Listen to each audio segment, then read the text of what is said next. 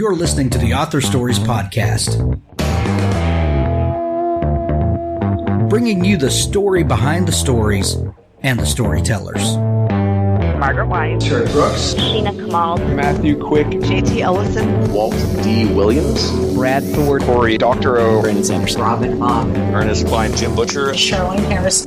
Visit hankgarner.com for archives of all the shows. Today's guest is David Baldacci. Thanks for tuning into Author Stories today. We've got a fantastic show coming up for you. As always, go to hankgarner.com where you can subscribe to the show on iTunes, Google Play, Stitcher Radio, Spotify, YouTube, anywhere that you like to get your author interviews, you can find us there. I'd like to thank Aaron St. Pierre and Gwen White today for sponsoring this episode with their book, The Fire Thief. She fights to survive, but only white-hot rage will reveal her true power. Remembering the hope of the past helps Stasha endure her bleak present. Blaming herself for her best friend's injury, she brawls and steals to provide in a world run by Fae. But with an arranged marriage approaching, Stasha swipes 2 silvers in hope of their escape and erupts into a fiery burst of magic. Surprised and confused by power she can't possibly control, Stasha barely has time to register that her friend has been sent off to die.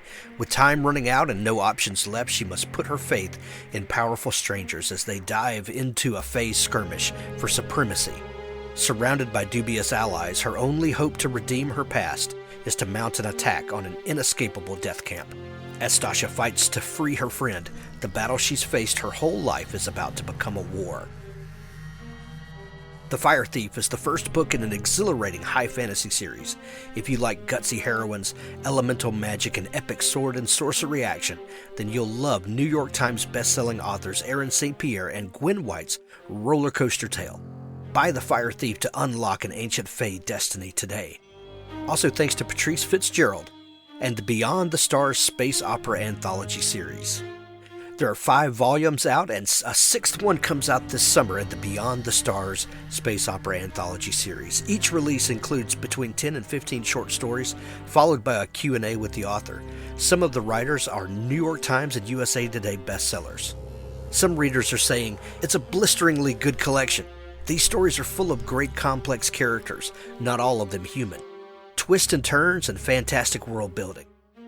Epic space battles, exotic aliens, far-flung planets.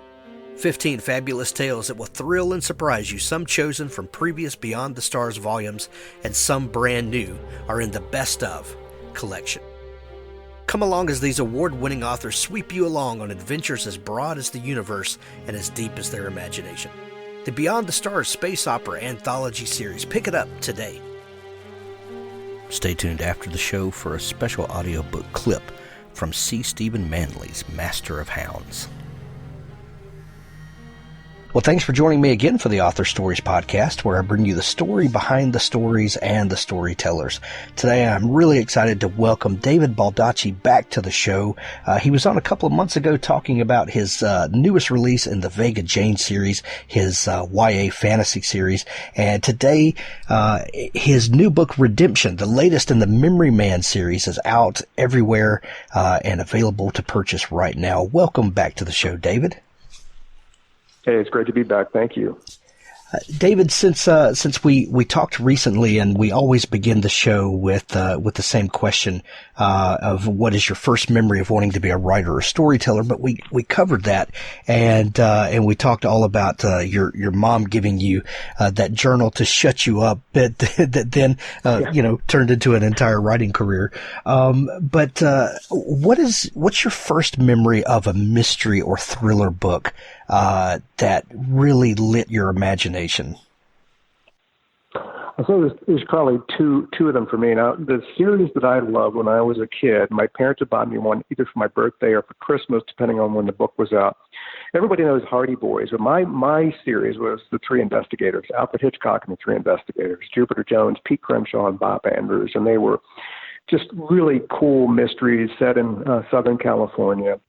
And Jupiter Jones was the brains, Pete Crenshaw was the athlete, and Bob Andrews was the studious records kind of guy. And they had this old mobile trailer in this junkyard that Jupiter Jones's uncle and aunt ran. And I love those books. In fact, I love them so much. So, over the years, the books got lost or destroyed or whatever. I went back as an adult, and there's a place online that sells only 3 investigative books.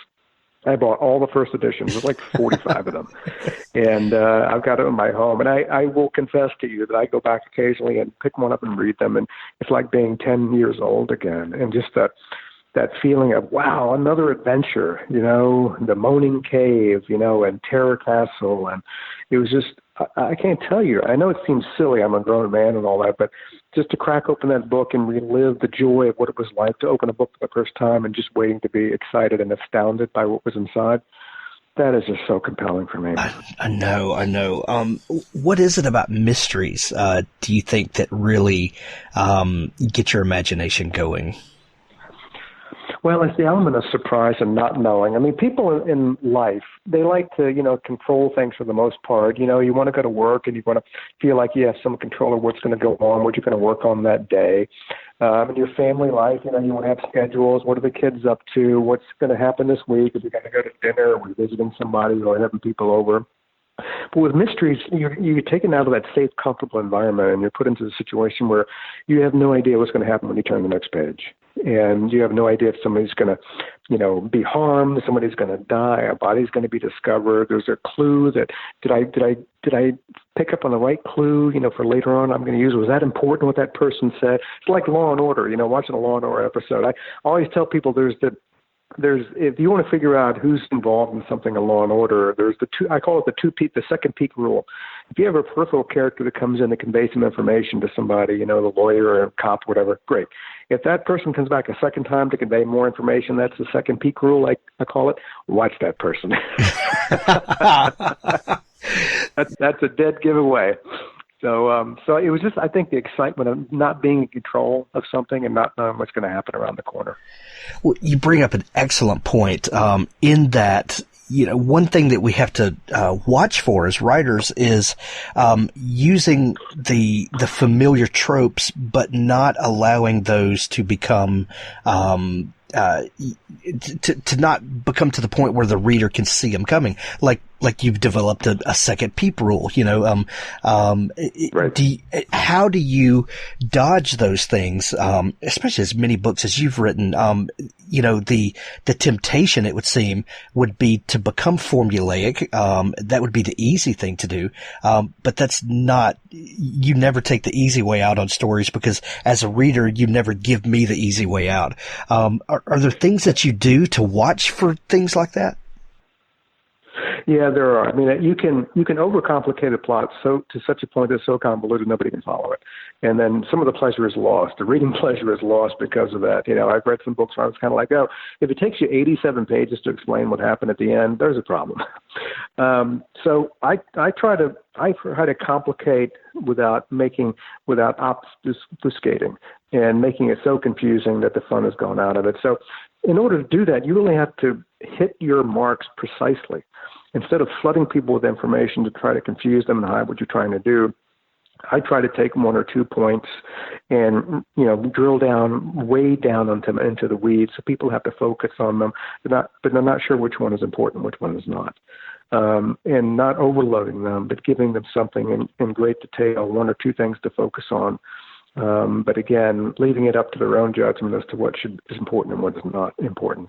So that's really how I go about it. And little things along the way, particularly for Amos Decker, he's a memory man. He remembers things. So it's usually small things that trip up criminals.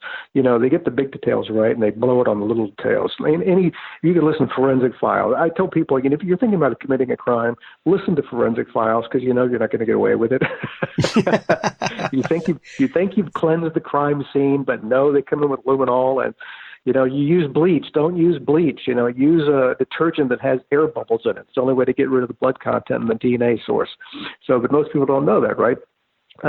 So it's the little details that I try to have my characters focus on, and then the reader has to focus on them as well. They just don't know sometimes what those little details mean to my detectives. What are they taking out of it? Because a reader might take something entirely different out of a scene than my detective like Amos Decker does. So really, it takes a lot of work to get that right, where you can complicate without confusing people in a bad sense. And then at the end, as the writer, I don't want to spend 80 pages explaining, because if I have to spend 80 pages at the end explaining what the plot was all about and how the person solved it, then I really failed as a storyteller, because all of that should have been laid out throughout the entire story already. And at the end, I could have, a few page wrap up and, to point out some obvious conclusions and things they might not have gotten. But that needs to be in the story, not all at the end. Right. Speaking of characters, that you mentioned, you have written some of the most fascinating, engaging characters in fiction. We've got Amos Decker that we're talking about today in Redemption. King and Maxwell, the Puller, Roby, Shaw, and even in your fantasy series with Jane. How do you know when a character is a winner for you? And do these characters just come out of the ether? Are they inspired by real people? How do these people usually come to you? It's usually, something about what they do for a living or some element of them that I find interesting. I'll give you I know quite a few Secret Service agents, and with the King and Maxwell series, they were both former Secret Service agents, and they screwed up. It was a minimal mistake, but in the Secret Service, there's no room for error. So you blow it one time, you're out. And so having talked to some Secret Service agents and understanding the pressure they're under, it made me think about, well, what if I have two really good agents, but they screwed up one time only, and now they're both out, and they have to do something else with their lives? What might that be? And what if they came together because there was an event that happened to both of them that might have a connection? And that was born King and Maxwell. With Amos Decker, it was like, I wonder, I'd read a book called Born on a Blue Tuesday about somebody who had a traumatic brain injury like Decker did, and they came out of it with two conditions: hyperthymesia, perfect recall like he has, and synesthesia, which he also has, which is the commingling of your sensory pathways in your brain, such that smell and sound and all that are commingled. And people who have that might see numbers and colors, for instance. So I read that book and I was fascinated. I said, the brain is just, we don't understand any more about the brain in 2019 than we did in 1919. So I just went after that. I thought, what a great detective. Here's a guy who had a traumatic brain injury, was a football player, big hulking guy. The injury gave him perfect recall, changed his personality, made him a completely different person, and now he's a detective. And I have all this baggage that I can work with. The dramatic stuff about, him never being able to forget even in the bad memories, and him having the ability to be able to see something so clearly and pristinely that he can figure out stuff that other people can't. It was just a lot of great material to work with. So I think a lot of the characters come from just subject matters that I'm fascinated with. And then I take the subject matters and take bits and pieces and imbue them onto characters that I create for these series books. And it fulfills a lot of, desires of mine. I want to write about things that I'm really interested in. And all the characters that I write about, they do things that I'm interested in. From your debut book, Absolute Power, in 1996, up to now with Redemption in 2019, you write these interesting stories where real people find themselves in complicated scenarios, like Absolute Power. What would happen if someone oversees the president doing something, and how do they deal with that? And then all of the implications of all of the people that are tied up, in the president's orbit, and all of the fallout that goes from there. When you got to Memory Man, this is more of a real detective story. Did that just scratch something for you that had been itching since you were a kid reading those early mystery stories? Oh, I think it absolutely did. I mean, in addition to like the three investigators, I remember the first time I ever read a Sherlock Holmes story. It was a speckled band. It was in a Reader's Digest condensed book with some illustrations. And I remember never heard of Sherlock Holmes before. I think I was in 6th grade. And I opened this Reader's Digest condensed book, and there was a speckled band story. And I was like, oh my gosh, I hope this guy's written something else. And much to my pleasure, Conan Doyle had. And so I read all of those, and I also, big Agatha Christie, Hercule Poirot and Jane Marple are two of my favorite detectives. So I naturally gravitated to that. So for me, it was just sort of right in my sweet spot of things that I really liked, mysteries, detectives, thrillers, clues, people hunting for justice, hunting for criminals. That's what I really loved. When the first Memory Man book, Memory Man, came out, I was intrigued by this power that he had to have a full recall and never forget anything. And at first glance, you think, well, how in the world do you keep this character from just being a Mary Sue, where he just it can solve anything and nothing ever is a challenge to him because he has total recall. But you make it really interesting, because he can't forget anything. Good, bad, indifferent, everything is just inundating him constantly, this information. Was that something that when you're developing that character that you saw as a strong storytelling point, that you could play this ability against him in a way? Absolutely. And it had to have that sort of that push-pull. And I didn't want him to be considered, infallible and vulnerable. He's very vulnerable in many ways, and he always has this dark shadow over him of reliving these horrible memories over and over again and knowing that he's never going to be free of them. That's quite frightening. And the second point, I started this out a little bit in the last book, Memory Man book, The Fallen, where all of a sudden there are like chinks in his memory armor, where all of a sudden there are little hiccups along the way where the memory's not as perfect as it used to be. And that's exacerbated in this novel, where he starts to forget something here and there. And that's to show readers that when you suffer a TBI, traumatic brain injury, your brain continues to evolve and change in ways that you can't understand, comprehend, or even stop. You can't control it. So he comes to understand that he may wake up, the next day not having perfect memory. He may wake up being a totally different person, personality-wise, because his traumatic brain injury changed who he was. He used to be outgoing and gregarious and fun-loving and prankish. And then after his injury, he became aloof and he couldn't understand societal cues. He had difficulty talking with people, interacting with them. And so tomorrow, Amos Decker he may be back to being he used to be with no memory like that at all. So that puts you on pins and needles. But for me as a writer, that provided such great dramatic material to broaden his character other than just this perfect memory recalling detective machine. Because after a while, that would get very old. I want to show his vulnerabilities to people. The fact that just because you have a perfect memory doesn't mean you're going to be able to solve everything. People could lie to you. So the perfect memory doesn't tell you whether the person's lying or not. You just remember exactly what the person said. And people have to keep in mind that Decker's been a policeman and detective for over 20 years. So it's not just he has a perfect memory. It's his only tool. It's only arrow in his quiver. He's got a lot of experience investigating and figuring out who's lying and who's not lying and figuring out what criminals do and how to catch them. So that's the other, big tool that he has in his arsenal. He's been doing this a long time and he's gotten really good at it. Amos encounters some really interesting characters throughout his series and some interesting scenarios that you put him in. With this latest book, Redemption, we get to see him in the midst of some really interesting situations and some big themes that we're dealing with in this book. Tell us what Amos finds himself in, and how did this story start unfolding for you? He goes back to Burlington, Ohio, his hometown, where he lived and worked for a long time, raised his family, for a very somber occasion. Both his wife and his daughter were murdered in a case that was connected to Amos Decker that you find out about in the first novel, Memory Man. He goes back because this would have been his daughter's 14th birthday. He went back to pay his respects and visit her at the cemetery. The only person with him is Alex Jamison, who's now a full-fledged FBI agent. They've worked together for a long time. And while he's paying respects to his family, out of the tree line of the cemetery on this quiet evening in Ohio comes this old man, and he walks up to Decker. Decker doesn't know who he is. Jamison's kind of nervous. She has no idea who this guy is either. He introduced himself as Meryl Hawkins, and that's a name that Decker knows really well. Meryl Hawkins was the first person Decker ever arrested for murder when he was a rookie homicide detective back in Burlington. Hawkins is out of prison now for reasons that will be explained in the novel, but he presents an interesting challenge to Decker. He says, look, guess what? You got it wrong. I was innocent. So I'm here today to ask you, one, to prove my innocence, and two, to show everybody that you were wrong.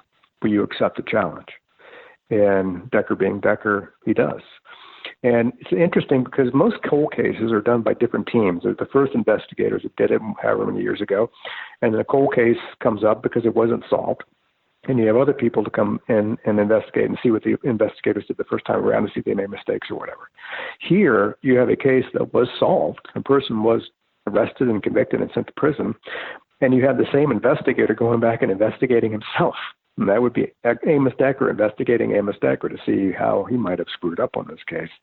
So for me, it was kind of like taking the old cold case scenario, which everybody knows, and all the books written about it and TV shows, and then flipping it entirely on its head, because this is not an unsolved case. It was solved.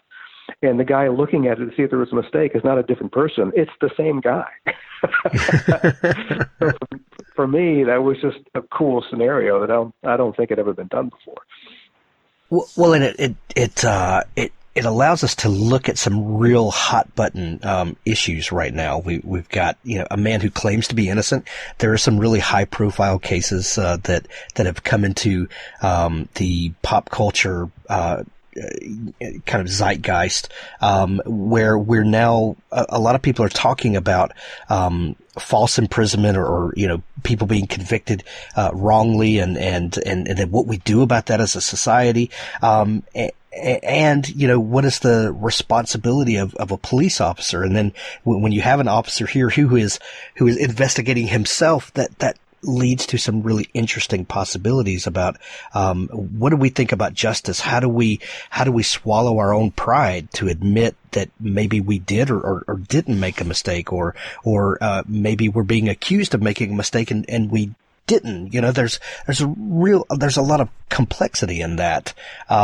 Were some of these big themes on your mind when you started writing the story?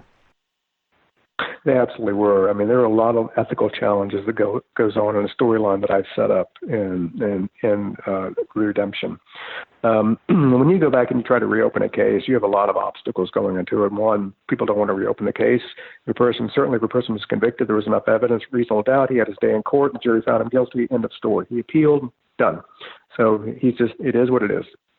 So when you go back and you try to reopen some of these cases, first of all, people get the hairs up on the back of their neck, and they're kind of like, well, you're trying to say we made a mistake. And so that's always, interesting. But at the same time, the end goal should be justice.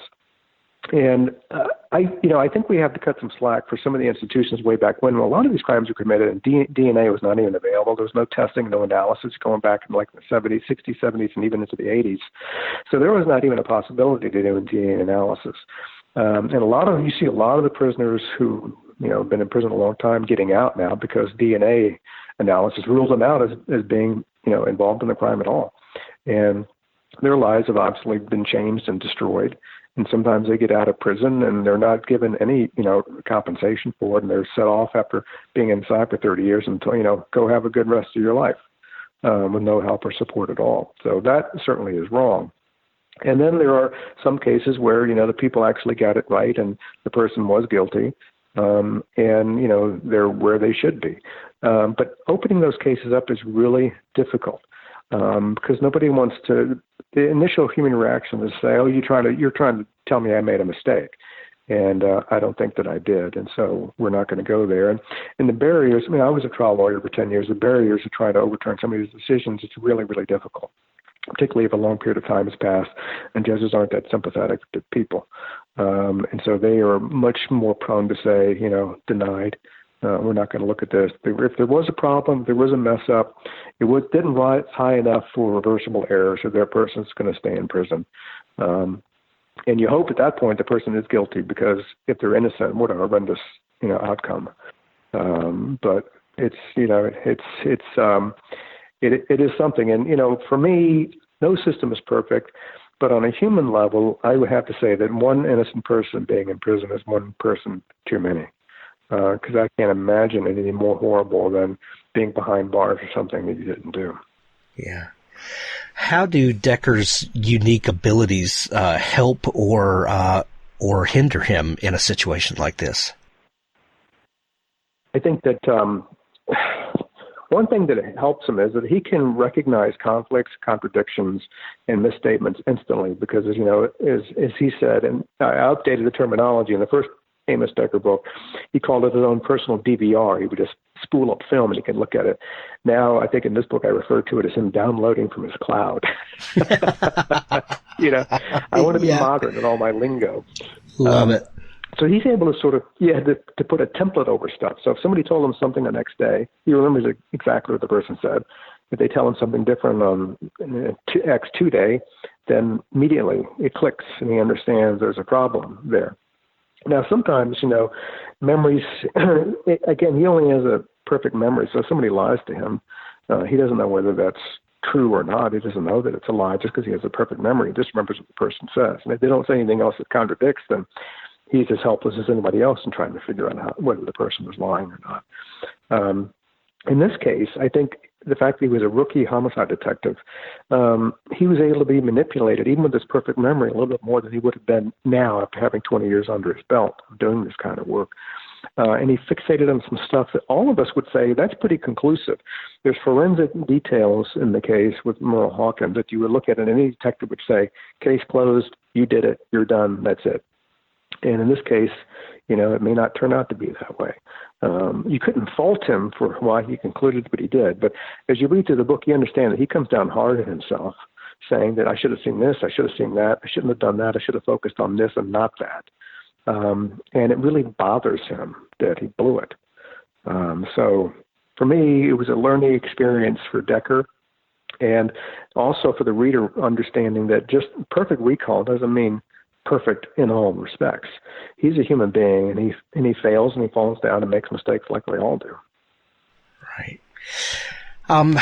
Looking back over your back catalog and beginning with Absolute Power in 1996, you went through several years where you released one book a year, and which is the schedule that most authors are on. Most people release one big book a year, and then they may have some small projects sprinkled around, but for the most part, you have had amazing success with your books, and by any accounts, this could be a time that you could slow down, put out one book a year, and everybody would be completely happy that they got the new David Baldacci book. But your pace is becoming almost frenetic as you're publishing. With the latest Vega Jane book out just a couple months ago, and now Redemption, and then I think you have a book coming out this summer and one this fall. Yep. How do you keep up with such a tense schedule like that? Yeah, you're right in saying that probably the last 10 years I've had two books a year. This year was an anomaly that the Vega Jane book had been done for a while, and Scholastic scheduled it for publication, early this year. The summer book was just a freak thing. I love crime noir, and I was going to write a short story while I was on tour last year for Long Road to Mercy, just a short story that maybe they might publish as an ebook about this guy post-World War II, came back from the war, falsely in prison, got out of prison, and has to serve his parole in this town, a little small town in the middle of nowhere, and things go incredibly wrong and badly for him. And it's a mystery and kind of a thriller, but set in the 1940s, and written in a crime noir sort of way, which is a style that I love. Raymond Chandler, I think, was one of the greatest prose artists we've ever had. Oh yeah. You could say, maybe his plots weren't the greatest in the world, but I don't really care about the plots. I love the dialogue, I love the prose, I love the narrative.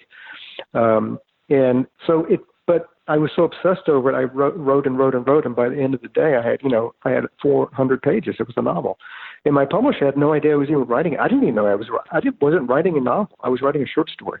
And so when I sent it up to them, they were like, "Oh my God, this is fantastic stuff!" And they asked for a 2-book deal for this character, and I was like, "Great," but again, I just sit down and write a story, and then sometimes it takes me in unexpected directions. And so I was doing an event with John Grisham down in Florida. We were doing a luncheon together up on stage, and he was asking me, he goes, "My God, you got to turn in all these books." And I said, "Well, but sometimes you don't anticipate. There's no schedule. I didn't say 2019 I was going to have 4 books. I had no idea I was going to have 4 books. But for me, I love to write.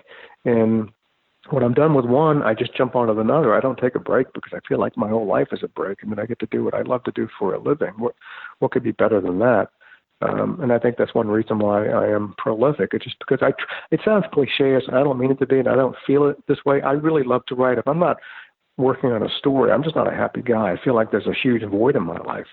And so I think that's why the books keep flowing. Do characters keep coming back up to you? Does Amos tell you, okay, David, it's time for another story? Or, do the schedule of books, is it because there's a particular publishing schedule, or is it because these characters have another story to tell and they bug you about? Yeah, there's no publishing schedule for that. It really is what character resonates with me.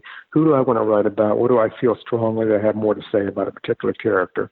And that's what drives me. And that's why, 1 year it might be a John Puller, 1 year it might be a Will Roby, 1 year it might be an Amos Decker that I want to bring back. Right now, Atlee Pine was a brand new book last year with a new character. I'm working on a new one for her and really excited about that. It's all about, you need to be excited when you're sitting down to write a book. You want excitement and fun to flow through in the pages. If it's a drudge for you to write it, it's going to be a drudge to read it. And I don't want that. So I have to bring excitement and fun. When I go and talk to aspiring writers, I said, look, it's hard work, and you're going to have down days and up days where you nail it, and some days you fall below what you wanted to do. But I said, please don't forget to have fun. I know that it's a job. I know that you make your living from it, but don't treat it like you're going to a factory working on an assembly line doing the same widget every day, because it's going to kill you. The creativity is just going to fall right out of you. You got to have fun, because that fun will come through in the pages. When we all got into this to have fun and to tell stories that meant something to us, and if you're not doing that, then I don't know what. Go find something else to do for a living. Exactly. Well, the new book, Redemption, the 5th in the Memory Man series. I love this series. I love this character so much, David. It's available everywhere now in hardback, audiobook, Kindle edition. Any way that you read books, you can get the latest book, Redemption. David, plug your website, if you would, to tell people where they can find all the good stuff that you're doing. Yep. You can go to davidbaldacci.com, and that ties into the wishyouvellfoundation.org. It also ties into the Facebook and Twitter and Instagram accounts, so everything's there for you. Excellent. David, thank you so much for taking time to come back on the show. I always enjoy it. Thank you. Thanks for listening to the show. Go to hankgarner.com to subscribe. Now stay tuned for a special audiobook clip from Master of Hounds from C. Stephen Manley. He met Clint's eyes for the first time, and for an instant they flared with a dark violet light, like something you'd see lighting up fluorescent paints in a nightclub. Clint gasped suddenly, despite himself, and took another few steps back. He turned to run, blood bags scraping along behind him, when a chorus of howls from the floors below brought him up short. He stopped and looked around, fighting hard to keep his fear under control. "Be glad you parked near the top," the man said. "I told my hounds to start at the bottom and work their way up, while I came in from above. If you'd encountered them instead of me, you'd be in pieces by now." Clint was sure he could make it to either the stairwell that would lead him back inside or the elevator that would take him down to the garage's ground level. He'd have to stop at either, though, whether to try and pull a door open or wait for the elevator car. He glanced to the side as flashes of police strobes started lighting up the night beyond the parking deck, and sirens grew louder. He heard the distant chop-chop of a helicopter's rotors. "Don't get your hopes up," the man said. "All the pickmen are dead, and my hounds will make short work of the police. You're trapped, son. Face it like a man." Clint thought it over for a second before he realized that the man was right. No matter which way he went, he would get run down before he had a chance to get clear. There was no way out, and that meant there was only one thing left to do. He drew in a deep breath, knelt, and placed the patient on the floor as gently as he could. Fear-driven breath hissed around his teeth as he turned and faced the man in the stained suit. "I'm not your son," he said, meeting the other's eyes and planting his feet. The man's eyebrows rose in surprise. "Excuse me?" Clint swallowed hard. "You heard me, Slim. I'm not your son, and if you're looking to hurt this guy, well, we have a problem if that's the case." The man's eyes had grown wide with disbelief as Clint had been talking. After a moment, a wide smile crossed his face. "Let me make sure I understand," he said, holding up a hand for Clint to wait. "You've met my hounds.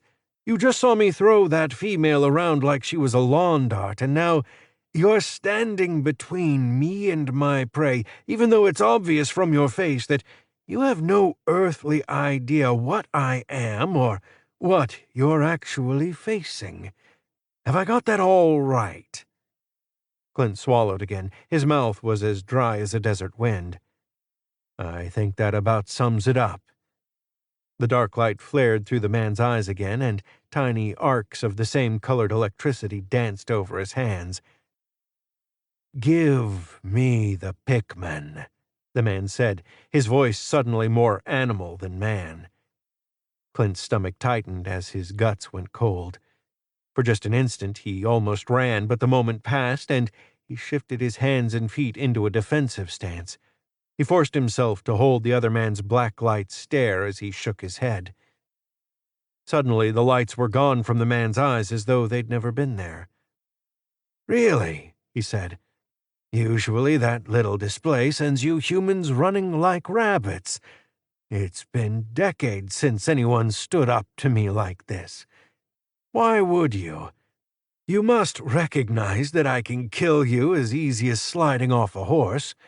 Why would you risk that for someone you've just met? He can't possibly be anything to you." "He's my patient," Clint said, forcing the words past the lump in his throat. "He's mine to look after until he's well. That, and I made a promise. Besides, you said it yourself. I'm boxed in here. If this is where I go out, then I'm sure as hell not going to do it running." The man studied Clint through narrowed eyes, his smile dropping into a thoughtful line. "You would die for a promise. Son, that makes you a rarity in today's world."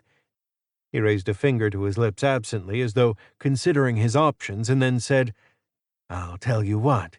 Since you've shown some obvious courage, I'll make you a deal. You walk away unmolested by either myself or my hounds, gone, free and clear to live out as long a life as you can manage. Only you, though. The Pickman stays with me." Even Clint was surprised by how fast he replied. "No deal, freak show. This man's under my protection." The man with the blacklight eyes shook his head thoughtfully. "A rarity indeed," he said. "It's very nearly a shame to kill you." The man studied him a moment longer, then shrugged and said, "Oh well, omelets and eggs." Energy flared around his hands, and he thrust them toward Clint. Clint saw the hands coming up, the dark energy crackling between them. At the same time, though, he felt someone grab his ankle from behind. Warmth, like walking from a cold room into a hot summer day, flooded through him. At the same moment, searing pain seemed to light up his chest and head. For an instant, everything went dark. He felt as though he were being shredded apart from the inside out and pulled into a trillion molecule-sized lines that stretched out into a black forever. He had no throat to scream with, or eyes to weep with, or limbs to defend himself with. For that instant he was little more than a stain of pain and terror stretched across the world. Then the instant was over. Clint didn't feel himself fall, didn't feel the concrete bite into his face, didn't hear the sobbing scream that rushed from his throat. In those last instants before the darkness came for him again and his vision was clear, all he saw was his patient rising to his feet and stepping past him.